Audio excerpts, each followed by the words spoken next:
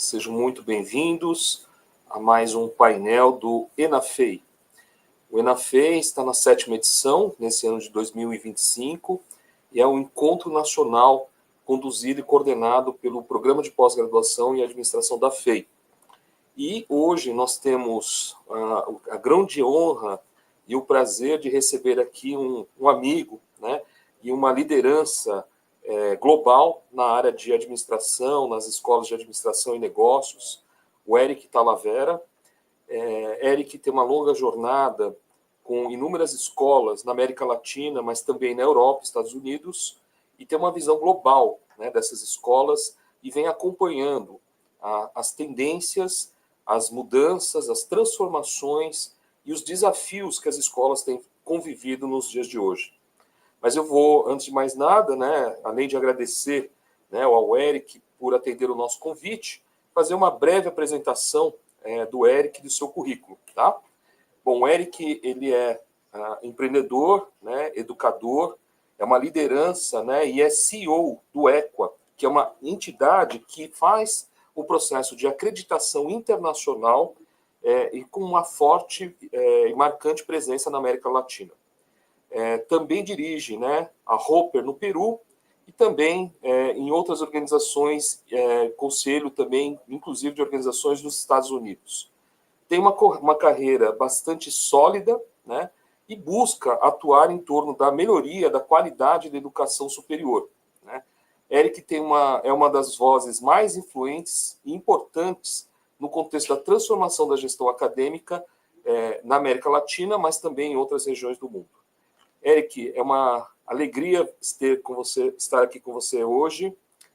Gostaríamos realmente de ouvi-lo, né, e começar a entender, por meio das suas palavras, experiências, reflexões, né, afinal, como estará, né, esse contexto em que a gestão educacional, né, está como nunca em processo de desafios e transformações, né?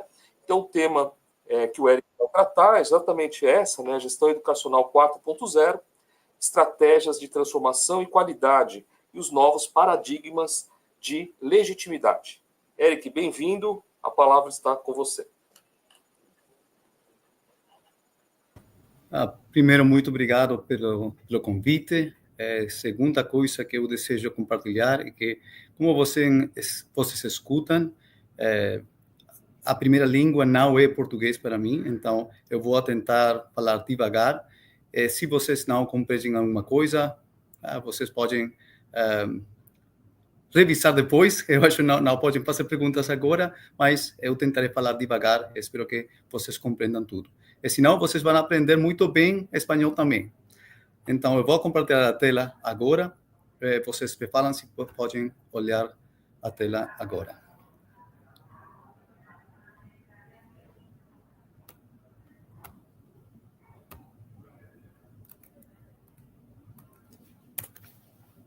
Eu acho que já se pode ver.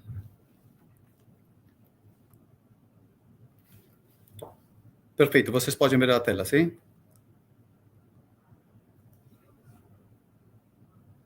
Tá. Vamos começar, então? Sim? Perfeito. Vamos começar, então. Eu fiz uma pequena estrutura para a palestra. Tenho alguns objetivos que eu gostaria de ter. A primeira coisa é discutir alguns modelos de gestão aplicados a instituições educacionais. É um pouco diferente, vocês vão olhar porque é um pouco diferente os modelos de gestão para instituições educacionais, a diferença de outros modelos de gestão aplicados a outras empresas. O segundo objetivo é relacionar as práticas de gestão educacional com frameworks de transformação organizacional. Que desejo como aprendizagem para esta palestra?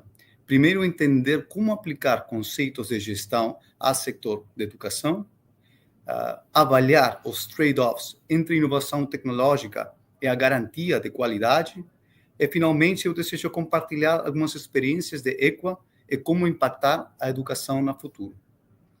Vamos começar um pouco olhando como estamos agora. Se nós olhamos qual é, para matemáticas e leitura, a situação dos países da OECD, os promédios para os últimos anos, 2022, você olha que estão muito malos. Temos um descenso dos indicadores das provas PISA a nível mundial, e temos uma possível razão para isso. Mas vamos falar disso em breve. E a segunda parte do slide, você pode olhar os estudantes de higher education de Estados Unidos que não estão levando cursos online, então, que estão levando matriculados na educação presencial, e você pode olhar que temos um descenso da quantidade de alunos que estão levando agora cursos presenciais. Então, se nós fazemos que não é uma forma boa de fazer essa comparação, mas se vocês consideram isso como um fator importante, o resultado das provas PISA, temos uma ideia de que pode estar ocorrendo com a situação da educação a nível da educação básica e, consequentemente, com a educação superior. Agora, eu desejo mostrar isso agora, mas vou previamente demonstrar esta diapositiva. Eu desejo fazer uma pequena encuesta, uma pequena encuesta, não sei se é o nome no espanhol, mas no português, mas survey, vamos falar no espanhol. Vamos aqui. Então, isso aqui se chama a paradoxa da inteligência artificial. Vocês podem fazer na sua casa, e vocês somente têm que falar se vocês estão de acordo ou em desacordo. Se vocês acham que é verdadeiro ou falso. Número 1, nós queremos uma sociedade mais inteligente. Se vocês estão de acordo, coloquem eu estou de acordo. Se vocês não estão de acordo, vocês podem colocar falso. A segunda, queremos uma sociedade mais produtiva. A maioria, eu acho que sim, queremos uma sociedade mais produtiva. A inteligência artificial nos torna mais produtivos. Eu acho sim. Eu utilizei um pouco de inteligência artificial para essa palestra, então eu acho sim. E a quarta, a inteligência artificial nos torna mais inteligentes. E aqui vamos a retornar, se vocês estão de acordo com isso, bem, se não, também bem. E agora eu vou explicar como a humanidade faz o desenvolvimento da inteligência. Aqui. Então, a inteligência é como um músculo. O desenvolvimento da inteligência está somente feita por esforço mental. Então, se você faz menos esforço mental, você vai ter menos inteligência. Para fazer um comparativo entre os países asiáticos e os países ocidental, você pode olhar em matemáticas os países asiáticos, Singapura, Macau, Hong Kong, China, Taipei, têm um resultado muito maior que os países do Ocidente. A principal razão desse resultado é porque esses países, por exemplo, o Japão, tem entre o tempo que ele dá um problema aos estudantes e o tempo que os professores dão a solução a esse problema, é usualmente de entre 15 minutos, mais ou menos. A comparação do resto dos países, que o promedio, a média, está entre os 4, 3 ou 5 minutos. Então, para os alunos do Japão, eles estão trabalhando um problema por muito tempo em comparação com os outros países e fazem um desenvolvimento e conexões neuronais muito mais fortes e para muito mais longo prazo. Isso tem um impacto muito forte sobre o desenvolvimento da inteligência das pessoas. Se nós utilizamos essa informação como uma premissa para olhar qual é o futuro da sociedade, da humanidade, com a inteligência artificial, temos um problema. A inteligência artificial elimina muito do tempo que nós utilizamos para o esforço mental. Se temos um problema, rapidamente nós entramos na ChatGPT ou alguma outra plataforma e pedimos a solução à inteligência artificial. Então, não temos esse desenvolvimento.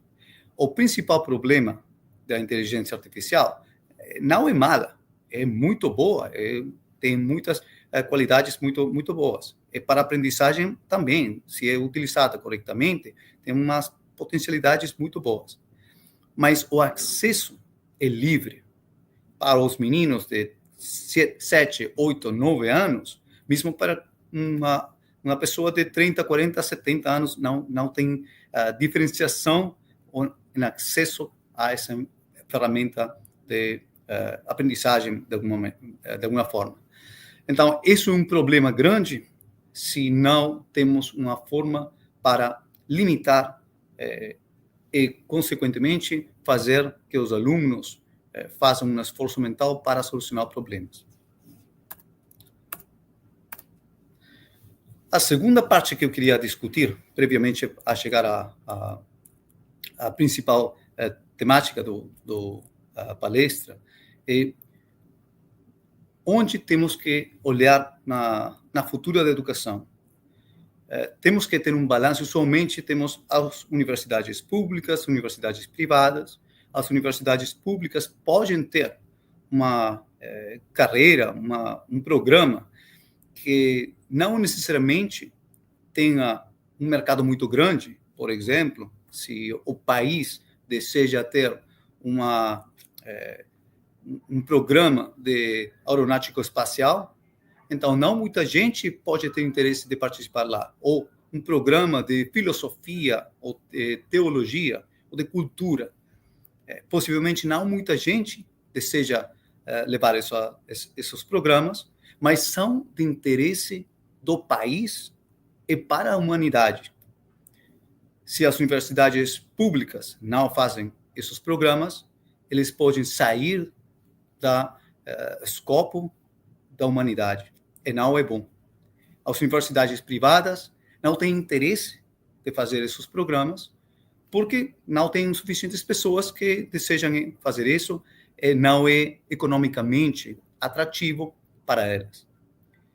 Mas as universidades privadas também têm uma qualidade que, para movimentos e tendências do mercado, eles podem rapidamente fazer um programa que seja de interesse para a sociedade. Mas aqui é importante ter que deseja as universidades a futuro, que desejam para a humanidade, para a sociedade, e não somente olhar qual é a necessidade ou a tendência que está ocorrendo no mercado. Um exemplo fácil é, se as universidades somente consideram as tendências do mercado, eles podem fazer um programa de como ser um youtuber. E vai ter muita gente que vai querer levar esse curso agora. Mas não necessariamente é uma coisa boa para a sociedade, para o desenvolvimento da humanidade. Então, a responsabilidade das universidades é ter um balance, não importa se é privada ou pública, ter um balance entre isso que o mercado deseja e as capacidades ou as capacidades que precisa a sociedade. Agora, na educação, tem uma dificuldade muito grande para fazer inovações.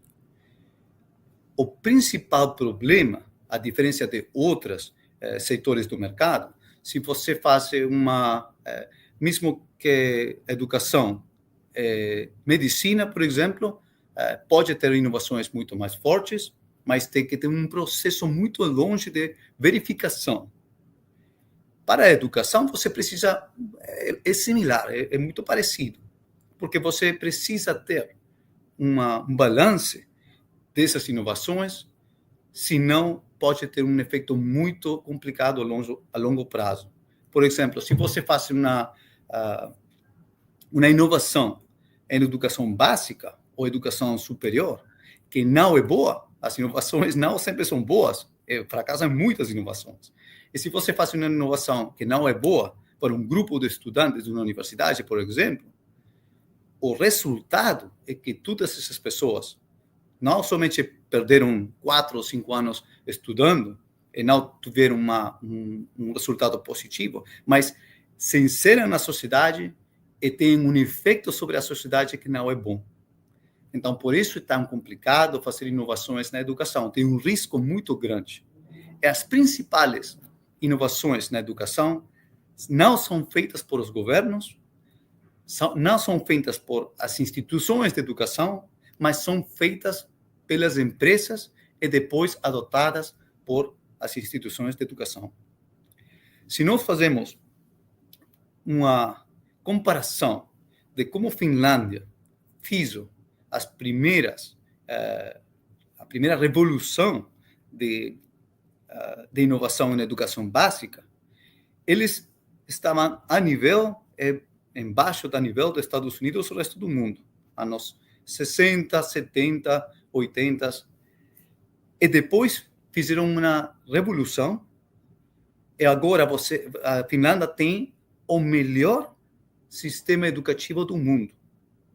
Os níveis mais altos de educação básica, com a comparação do resto do mundo. E a diferença é, em nossos países, mesmo Estados Unidos e outros, os meninos vão à escola de 8 da manhã a 3 da tarde ou 4 da tarde. E tem aula seguidamente, muitos cursos ao longo dessas muitas horas na escola. Em Finlândia, a média de horas que eles estudam está somente em 3 horas pelo dia. E tem a melhor educação do mundo. Então, é importante fazer essa comparação. Inicialmente, foi um risco muito grande, mas fizeram as provas inicialmente com grupos pequenos. Hoje, o resultado é muito positivo. E não sei ainda porque o resto do mundo não faz uma mudança para chegar a fazer a mesma coisa que está fazendo Finlândia, que tem um resultado muito bom.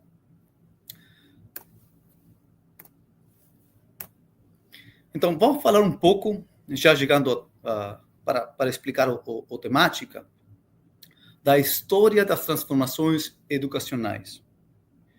A educação 1.0 nasceu com o nascimento do alfabeto e da escritura. Educação 1.0 foi o começo da comunicação e o começo da estrutura básica da educação. Sem o alfabeto e da escritura, é impossível ter uma aprendizagem. Mas se você compreende bem o que é educação, ela está basada na comunicação. Uma comunicação é, em efeito, um tipo de educação. A educação 2.0 chegou com a impressão e ensino basado no livro. Usualmente, você tem um professor com muitos alunos e toda a educação estava basada em um número de livros, o conhecimento que esse professor obtinha do conteúdo do livro. A terceira parte da educação 3.0, a terceira transformação educacional, chegou com a eletricidade, a tecnologia analógica, a imagem. Você sempre fala uma imagem, fala mais que 1000 palavras, não? Então, essa disrupção educativa teve principalmente uma fábrica educativa padronizada e em série. Foi principalmente como o Ford com o processo produtivo. Então, foi possível fazer um escalonamento e massificação como rádio, televisão, vídeos e livros como apoio. Essa educação 3.0 foi, não somente você podia replicar isso que fazia em uma instituição, em muitas outras, mas que tem uma aprendizagem entre elas. A transformação da educação 4.0 nasce com a era digital e nas redes sociais. Você tem acesso a redes, plataformas e recursos docentes com convergência digital. A parte fundamental dessa educação 4.0 foi o cálculo e o computador, acesso a recursos virtuais de aprendizagem que permitiram que as pessoas pudessem fazer aprendizagem como vocês estão fazendo agora, mesmo pela tela do computador. E agora nós estamos ao início. Imagine, essa parte da educação 5.0, quando eu enviei o título da palestra, ainda não consideramos a educação 5.0. Mas já está aqui presente e vai ter um processo provavelmente de uns 60 anos aproximadamente, porque parte de um ciclo, como a maioria dos ciclos econômicos, mas é um ciclo de educação ou de processo de educação a longo prazo.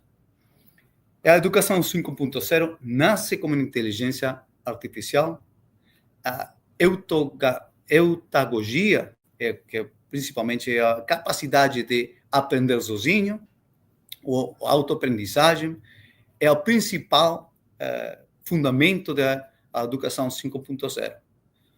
A mudança da pesquisa é o ensino como simuladores interativos, textos generativos, chatbots, conhecimento tácito, é a parte fundamental de isso que vai acontecer na educação 5.0. Então, isso é importante ter em conta, e ter em conta também os problemas que podem acontecer com a inteligência artificial. Então, para isso, nós temos que compreender o que ha acontecido também ao longo da história entre isso que é a estrutura versus estratégia.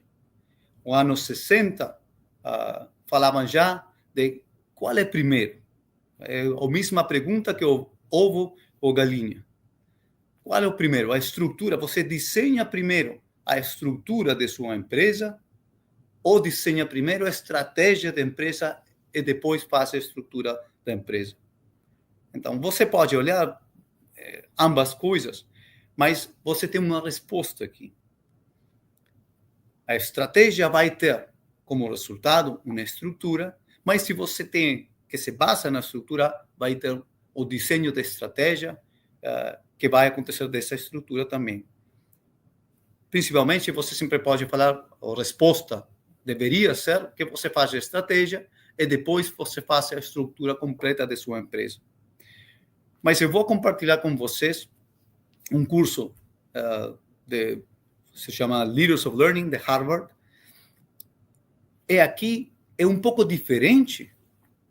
O professor Richard Elmore faz um planejamento que é diferente em instituições educativas em comparação com outras organizações ou empresas que não são de educação.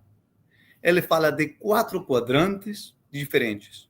O primeiro é hierárquico individual, o segundo é distributivo individual, o terceiro é hierárquico coletivo e o último é distributivo coletivo. Então, ele fala que você tem diferentes modos de desenho para a educação que foram mudando ao longo do tempo, mas que agora você pode fazer uma eleição de qual é mais, qual estrutura é melhor para seu tipo de educação. E aqui você vai ter uma pergunta adicional. Como a gente aprende melhor? Você pode falar, eu aprendo melhor quando eu estou sozinho, frente a uma computadora, e aprendendo sozinho, olhando o meu tela. Se você acha que você aprende melhor assim, você estaria em este quadrante aqui, que é distributivo individual. Falaremos disso em breve.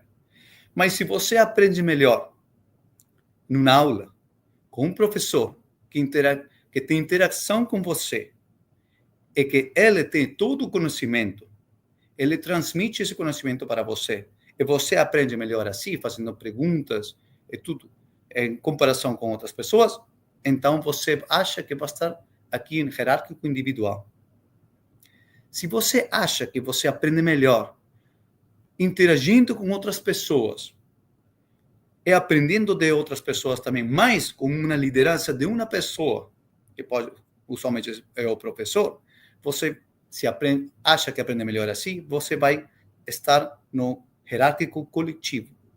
E, finalmente, se você tem a tendência de fazer as reuniões com outras pessoas que são similares a vocês e aprendem mutuamente entre todos, não tem uma liderança de uma pessoa, mas aprendem interagindo entre muitas pessoas, então você vai estar no distributivo coletivo.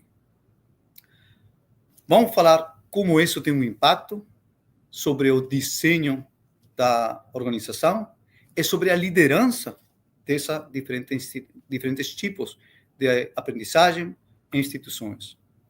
Eu não vou ler tudo, não se assustem, posso compartilhar isso depois. É somente como o português é um pouco difícil para mim lembrar todas as palavras, vou tentar aqui fazer um resumo de algumas partes.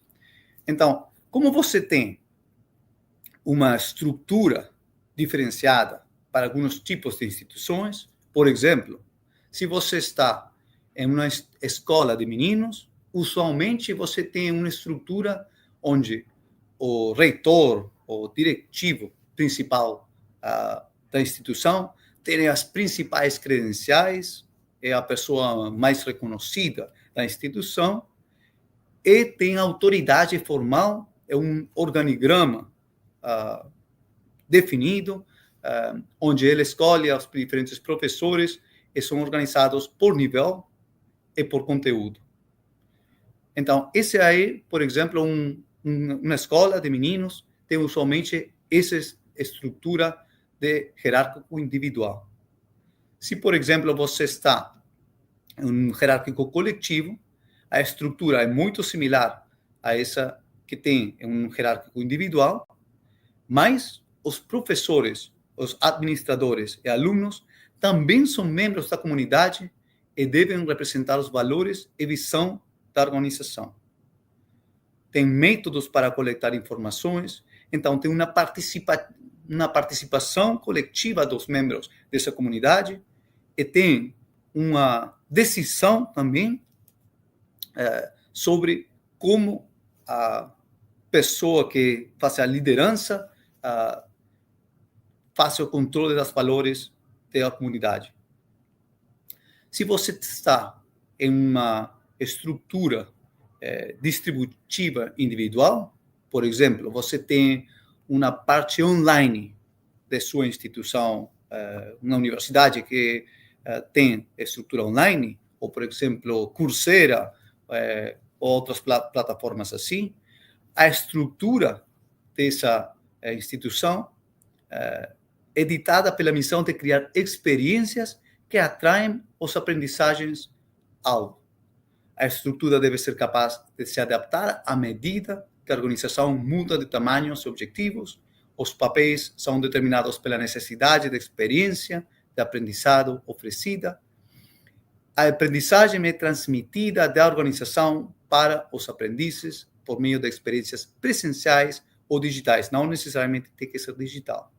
Mas eles fazem todo o conteúdo e vocês, como estudantes, olham esse conteúdo, mas a estrutura dessa organização é diferente a uma estrutura de hierárquico individual ou hierárquico coletivo. Finalmente, se você está em uma instituição distributiva coletiva, você tem uma estrutura que é determinada pelas necessidades objetivos da rede. Uma rede de aprendizagem pode ser horizontal ou ter posições hierárquicas, onde os participantes vão fazendo uma rotação. A aprendizagem é transmitida pelo meio de experiências presenciais e digitais, e os papéis do professor e aluno mudam de experiência para experiência ou mesmo dentro da única experiência. Os mesmos participantes são responsáveis por compartilhar e que sabem que os outros é por concordar sobre como vai a se operar a organização. Então, Por que eu compartilho isso com vocês? Parte importante de como vocês vão fazer agora uma estrutura organizacional é ter uma liderança dentro de uma própria organização. Usualmente, nas universidades, eles não tomam em consideração isso aqui. Agora, não significa que uma instituição vai fazer a eleição de uma só. Você tem uma instituição que tem uma parte online e tem uma parte que para educação, por exemplo, para doutorado.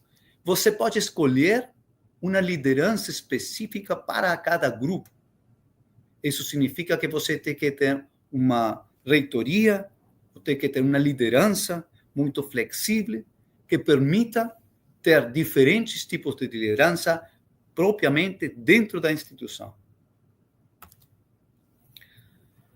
Vamos agora a falar um pouco, agora com todas as inovações tecnológicas, as decisões que muitas instituições estão tomando agora, não somente estão basadas na tendência, mas estão tomando decisões pelo medo de não estar concorrentes com a tecnologia e com outras instituições. Mas tem um problema muito grande quando você fala dos trade-offs entre a inovação tecnológica e a garantia da qualidade. Vamos falar um pouco de umas 5 trade-offs que temos quando falamos da inovação tecnológica e a garantia de qualidade.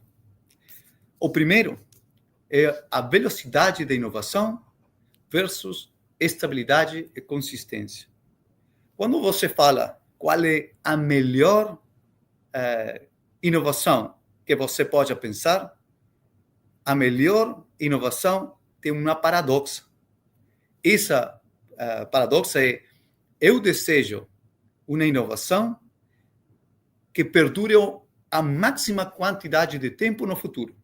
Eu não desejo uma inovação que somente pode ter uma duração de 1 ano. Não, eu desejo uma inovação que pode se convertir vocês falam vaca, é uma inovação que você deseja que perdure o máximo tempo no mercado para que o investimento que você fez possa se recuperar e gerar utilidades em um longo prazo. Mas, usualmente, as inovações não têm isso. Então, se você está todo o tempo fazendo inovações, você pode escolher, como muito tempo atrás, escolher o VHS ou o Betamax, não? Para vídeo. Se você escolheu o Betamax, que era muito mais pequeno, você falava, pequeno é melhor, vai ser o micro é melhor que o grande. Você escolheu o Betamax e você fez uma eleição equivocada. Não? O VHS foi muito mais popular. Ou você podia escolher entre IBM ou uma japonesa. E se você escolheu a japonesa, essa inovação não perdurou no tempo, e o PC foi isso que agora temos e perdurou muito mais tempo. Então, não temos uma resposta ou um segredo para escolher qual é o melhor ou não. Não sabemos qual é a melhor inovação que vai ter. Então, é muito difícil e tem um risco muito grande fazer todas as inovações que a tendência do mercado vai apresentar na frente, a consequência da estabilidade e consistência que podemos ter com uma tecnologia prévia.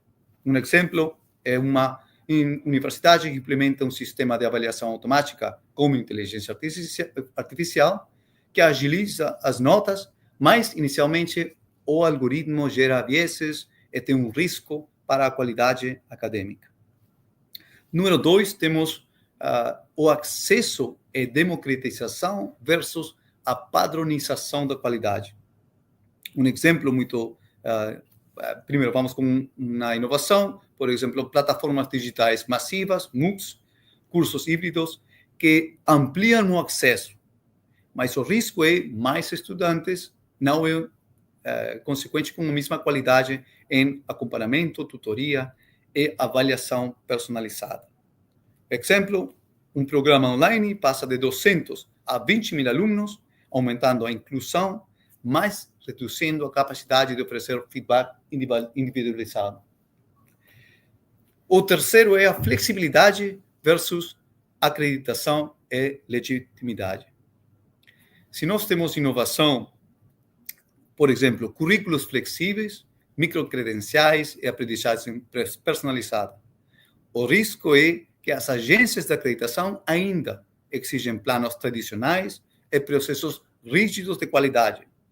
Usualmente, os governos não têm, quando você fala de uma acreditadora nacional, não tem essa flexibilidade ou essa compreensão disso que está acontecendo no mercado. Eles também têm que tomar em consideração a primeira parte que olhamos dessa estabilidade e consistência. Exemplo, uma instituição lança nanodegrees em competências digitais, mas enfrenta dificuldades para obter isso. Vamos com o quarto, que é a redução de custos versus investimento em controle de qualidade. Um exemplo muito fácil é migrar toda a gestão acadêmica para a nuvem. Pode ser mais barato que manter os servidores próprios, mas demanda investimento em cibersegurança, em compliance e outras necessidades. Então, o controle de qualidade é muito importante, mas tem um custo. E, usualmente, se vocês têm uma inovação muito nova, dificilmente vocês têm essa possibilidade de ter um controle de qualidade já feito para essa nova inovação.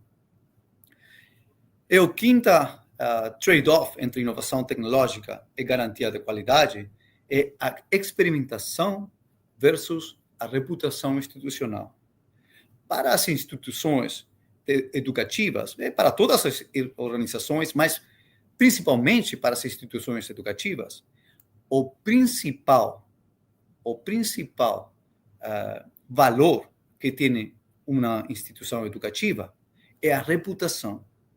Se vocês têm uma boa reputação, isso já vai ter melhores professores, e se você tem melhores professores, já vai ter melhores pesquisas, isso já vai ter melhores financiamentos ou empresas que desejam participar. E se você tem todos esses elementos, você tem melhores alunos que desejam estar nessa instituição. E se você tem melhores alunos, vai ter um melhor desenvolvimento nas empresas e tem um círculo virtuoso positivo para a instituição. Mas quando você testa novas metodologias, realidade virtual, chatbots, gamificação, você tem um risco que, se a experiência falar, pode comprometer a confiança de estudantes e empregadores. Por exemplo, se você fala da realidade virtual, você fala, é muito, muito legal, muito bom, mas não tem em consideração isso que pode acontecer no futuro. Ter uma pessoa que está sentada mais tempo na máquina e que não tem essa conexão com a realidade e conexão com outras pessoas, pode ter um impacto negativo também a futuro. Então, é difícil muitas vezes ver qual vai ser o resultado a longo prazo de uma decisão agora, no futuro. Um exemplo disso é, na Europa, por exemplo, eles fizeram uma mudança horária, não? No verão, sim. No verão, eles reduzem uma hora, fazem uma mudança de uma hora na Europa, e depois eles agregam essa hora depois, não? A nível econômico, tem um impacto muito positivo. Essa redução, mudança de uma hora, tem um aproveitamento de eletricidade e redução de custos de eletricidade muito grande quando você fala de toda a Europa. Então, tudo ia muito bem, e alguma pessoa decidiu, muitos anos depois, fazer uma pesquisa de qual é o resultado dessa hora sobre a saúde das pessoas. E olhou que quando as pessoas perdiam 1 hora em um semestre do ano, o número de infartos, de ataques ao coração, subiu drasticamente. E quando eles recuperavam nessa hora, essa quantidade baixava muito, diminuía muito. Então, aí você pode olhar que esse impacto é muito importante, mas você não pode olhar isso na curto prazo.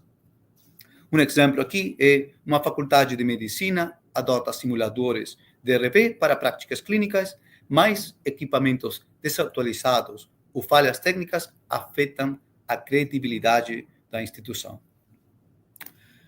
Bom, isso é um pouco, eu desejava compartilhar como as diferentes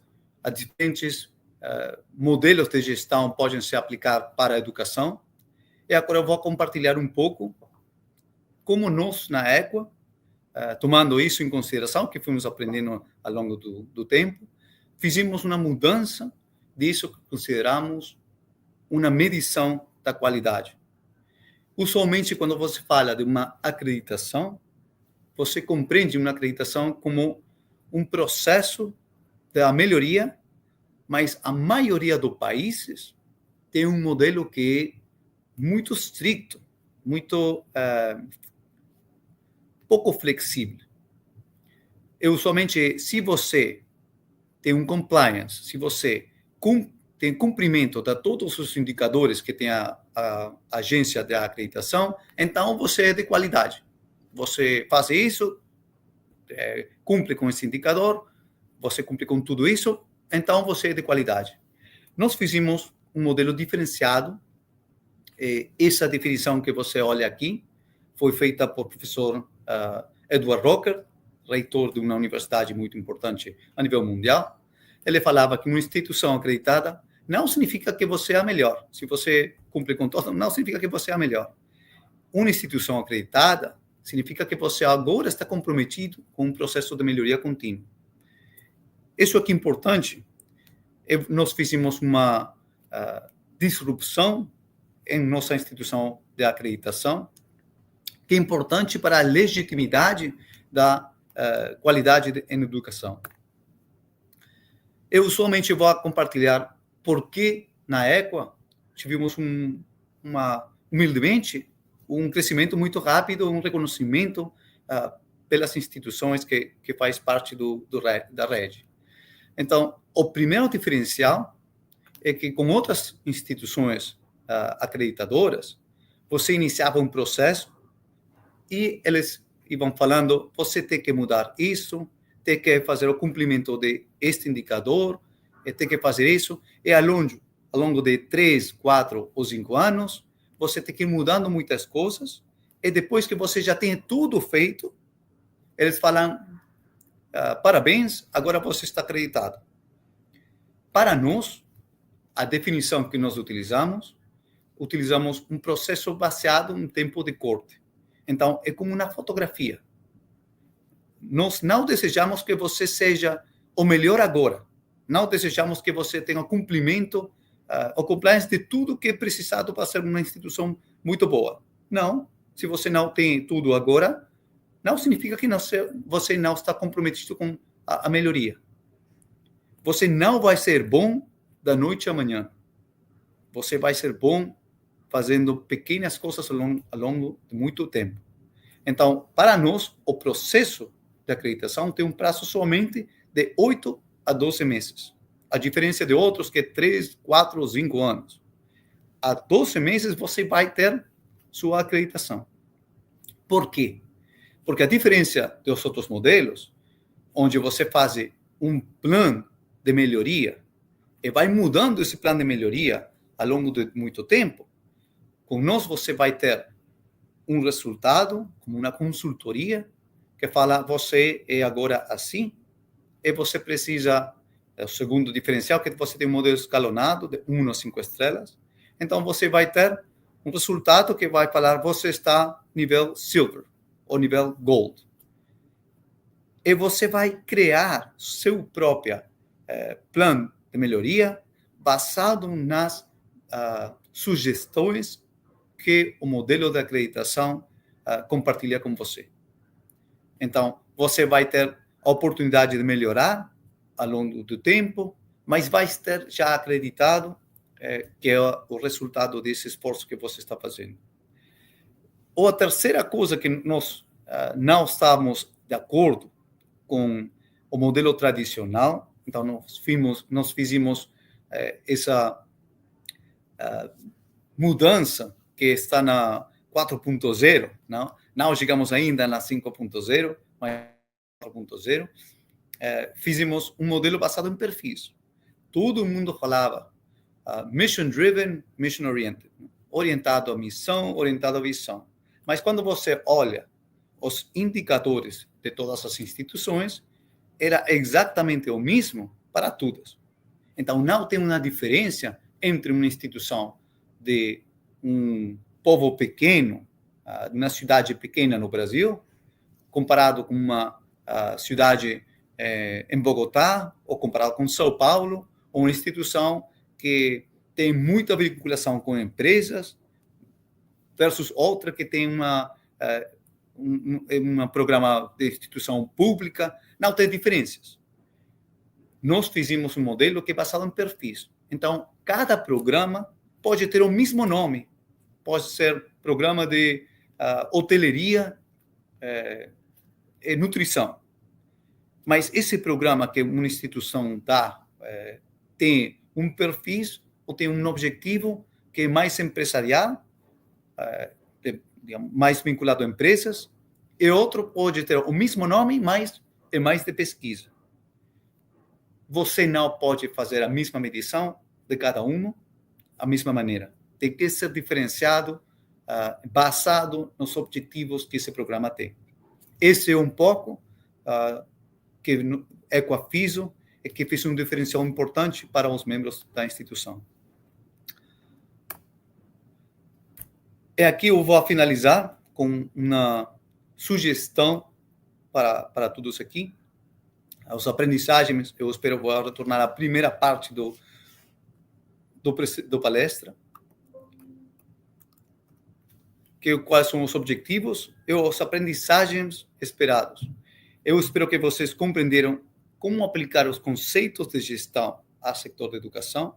É a parte importante a considerar aqui é os riscos que você tem de fazer inovações, mas que você tem que incorporar, porque é necessário fazer inovações todo o tempo, não importa se você está no setor de educação ou não, mas tem que estar controlado. Mesmo com inteligência artificial, você não pode se lançar diretamente e falar, vamos incorporar inteligência artificial em todas as áreas que nós temos e vai ser bom. Não, você não pode fazer isso. Você tem que fazer uma análise e olhar qual vai ser o resultado esperado e fazer pequenas inovações, fazer uma gestão de qualidade para essas inovações e depois que isso já esteja comprovado que pode funcionar, implementar em uma dimensão mais grande. Você tem que avaliar os trade-offs, já olhamos, entre inovação tecnológica e a garantia da qualidade. E, finalmente, eu compartilhei um pouco as experiências de Equa e como podemos impactar a educação no futuro. É importante fazer uma análise de como podemos garantir as inovações que as instituições estão fazendo e como temos que nós fazer as medições dessas novas estratégias de inovação que tem. Muito obrigado a todo mundo. Eu espero que vocês hajam compreendido o meu portunhol. E muito obrigado com todo mundo. Você tem meu contato aqui. Bom, Eric, muito obrigado. Nós é que agradecemos a sua valiosa contribuição. Vou fazer um breve comentário e depois temos perguntas aqui dos participantes. você traz realmente dilemas, né, que todo gestor de instituições de ensino deve estar enfrentando, mas é interessante também que há um componente de que, queira você ou não, as pessoas estão usando a inteligência artificial e muitas vezes os professores, alguns estão recusando aceitar, discutir e debater. E esses jovens, queiram ou não, já estão usando.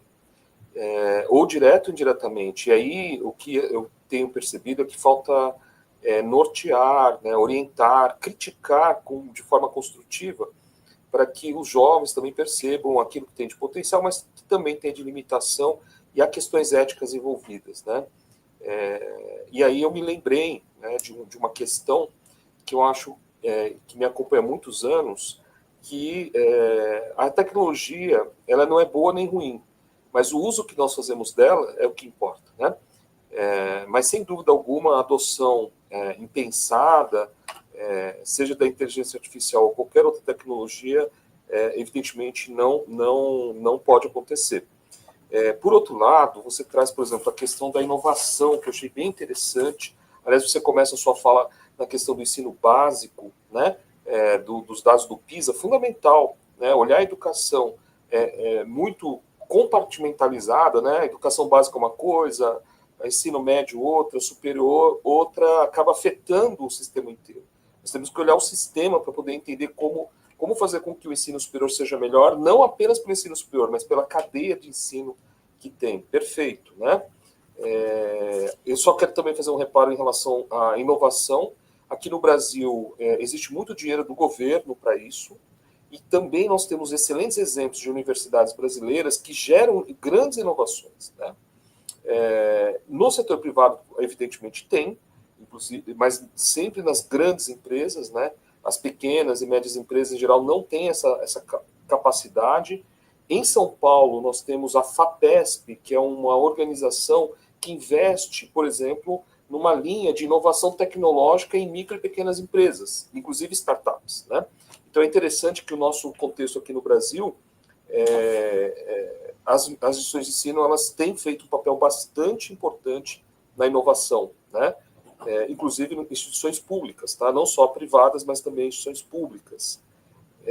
Muito interessante a evolução da educação que você fez, é muito importante as pessoas reconhecerem a educação de 1.0 até 5.0, e aí você fecha falando das dificuldades, das formas de aprendizado, muito interessante, né? Nós somos diferentes e aprendemos diferentes, né? As instituições também deveriam estar cada vez mais atentas a isso, né? E você traz e fecha, né, sobre a questão da inovação tecnológica e qualidade, né, que realmente há muitos trade-offs e existe também muitos dilemas que precisam ser enfrentados. Então, eu aqui sintetizei e a gente tem uma dúvida, né, na verdade são duas dúvidas. Eu só queria também dizer, né, aos nossos participantes, se você tiver alguma dúvida, por gentileza, pode enviar aqui, né, pelo YouTube suas dúvidas, e que o Eric, né, vai tentar. Eu vou comentar aqui, Eric, o que chegou até nós. Fique à vontade para você fazer as suas considerações, né? A primeira pergunta é do Carlos Marques. Ele faz mestrado aqui na FEI. E o comentário dele, Eric, é o seguinte: eu sou professor universitário e vejo que um dos maiores desafios é motivar os alunos. A impressão que eu tenho é que os alunos querem o diploma e se livrar da faculdade o mais rápido possível. Alunos desmotivados, no celular, até dormindo, é regra nas salas de aula das faculdades. Onde entra a motivação dos estudantes nesse cenário que você comentou? Perfeito. Bom, essa é uma pergunta muito boa. E nós temos que falar um pouco de qual é o nosso objetivo nas instituições de educação. Não somente educação superior, mas educação básica também. E nós sempre achamos que os conhecimentos a parte importante. Estamos muito equivocados. A parte de conhecimentos não é importante. Então, nós temos que mudar essa concepção que tem muito tempo no mercado, na estrutura educativa. Temos que mudar isso às competências ou capacidades.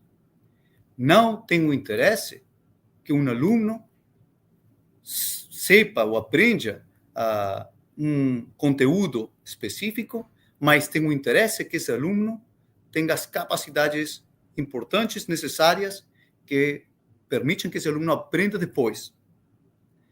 Então, umas capacidades muito importantes, o mesmo professor que fez sua pergunta colocou a resposta lá. Como eu faço que essa pessoa seja capaz de fazer automotivação? Essa é uma aprendizagem que temos que nós fazer para os alunos. A parte importante é fazer isso. Como eu genero, como eu faço que os alunos tenham automotivação, resiliência, boa comunicação, inteligência emocional, habilidades socioemocionais. Essa parte é mais importante que os conhecimentos que eles podem aprender. Se nós fazemos isso, então não importa o que acontece depois, o conhecimento que esse aluno aprende nessa aula específica vai mudar 7, 8 meses depois. Isso que eu aprendi na escola já foi embora, já não é importante. Então, a sugestão para o professor ou para todo mundo é temos que fazer uma mudança de que é importante para o aluno fazer como aprendizagem. É mais importante, isso deveria estar feito na educação básica, que os alunos aprendam como estudar, aprendam como se automotivar e aprendam qual é o verdadeiro objetivo de aprendizagem. Não é que aprendam uma coisa e memorizem uma coisa. Não. É que aprendam como aprender e que aprendam as partes que vão permitir que eles tenham uma boa vida. Não sei se respondiam bem a pergunta, mas espero ajudar um pouco. Respondeu muito bem. E, na verdade, se me permite só um pequeno complemento, eu acho que nós, como os professores, nós temos que aprender isso, né? Repensar, refletir de que qual é o nosso papel, né? Será que é alguém que passa conteúdos? É alguém que passa conhecimento, né? Obviamente que a hard skill, o conhecimento, ele é importante. A gente não precisa abrir mão dele. Mas, como você bem colocou, a soft skill, as competências sociais, emocionais, elas acabam sendo preponderantes ao longo prazo, a médio e longo prazo, né? Então, de fato, a gente precisa estar, né, preparados em relação a isso. Então, eu acho que o primeiro ponto, só para complementar a sua fala e concordando com ela, é que nós, professores, nós é que temos também incorporar essas competências, para que a gente também possa compartilhar com os estudantes aquilo que a gente sabe. Bom, nós temos mais uma pergunta que chegou aqui da Vanessa Queiroz Paixão. Ela também é mestranda aqui na FEI, né? E a pergunta dela é a seguinte: como tornar o ambiente estudantil e acadêmico mais atrativo e participativo aos alunos, considerando as diversidades regionais do Brasil? Legal. Eu acho que eu mesmo, não? Vocês têm que fazer uma aula a mais participativa possível. E se você tem diferenças entre diferentes partes do Brasil, a parte importante é que eles falem dessa diferença também. Eu vou fazer uma conexão com quando eu estive na escola, né? Eu fazia um aluno, como todos os alunos que vocês agora têm, que eu não gostava de estudar. Eu acho que nenhum aluno deseja estudar. Eles fazem isso porque estão olhando a futuro, a longo prazo, o efeito que vai ter. Mas quando você olha muito a longo prazo, você não tem uma motivação imediata. Você tem que mudar isso. Tem que fazer uma motivação instantânea. Você faz uma coisa, tem um resultado agora. O problema é que a maioria das pessoas tem essa mentalidade agora. As redes sociais fizeram essa mudança na perspectiva das pessoas. Então, quando você tem pessoas de diferentes partes do contextos do Brasil ou de diferentes partes do mundo, você tem que compartilhar isso. Tem que compreender. É uma oportunidade muito grande. Eu adoro quando você tem em uma aula uma pessoa de nível socioeconômico muito alto com outra que não tem o mesmo nível socioeconômico. E a mentalidade tem que ser, você tem que conhecer o que está acontecendo no mundo. E essa pessoa tem que conhecer qual é a oportunidade que também pode ter. É uma diferença significativa. Diferentes contextos é diferente. É bom de ter essa variedade, mesmo que é bom ter variedade de professores, variedade de perspectivas, diversidade em geral. Não sei se é uma pergunta muito difícil de Vanessa, mas eu acho que é compartilhar, que a gente compreenda a situação das outras pessoas, e não é o mesmo que ter um nível diferente. Isso tem uma solução fácil. Se você tem uma pessoa que tem um nível acadêmico mais alto, você tem que ajudar a outra pessoa para que chegue ao mesmo nível. Não é o mesmo que ter diversidade de diferentes regiões ou contextos. Então, não sei se entendi bem a pergunta, se essa a resposta é diferente, não? Perfeito, Eric. Olha, em nome da organização do ENAFEI, agradeço suas sábias palavras, sua participação, sua excelente exposição. Você trouxe grandes aprendizados para nós. Muito obrigado, Eric. E pelo adiantar do horário, então eu agradeço realmente a sua participação, né? É uma honra ter contado com a sua participação, e eu quero também anunciar aos participantes do encontro que agora, né, a partir das 17h30 até as 19h30, nós vamos ter a palestra e cerimônia de encerramento do ENAFEI. E nessa oportunidade, que já vai acontecer, já está em processo inicial de andamento, nós vamos falar sobre o avanço da administração na pós-graduação e a responsabilidade da ANPAD nesse contexto. Contamos também com a honrosa presença do professor doutor Emílio Arruda, presidente da ANPAD, né? Então, pessoal, muitíssimo obrigado. Obrigado para quem acompanhou aqui essa palestra do Eric Talavera, diretor executivo do EQUA. Muito obrigado. Parabéns pela sua exposição. A vocês. Muito obrigado. Muito obrigado. Se tiver. Tchau, tchau.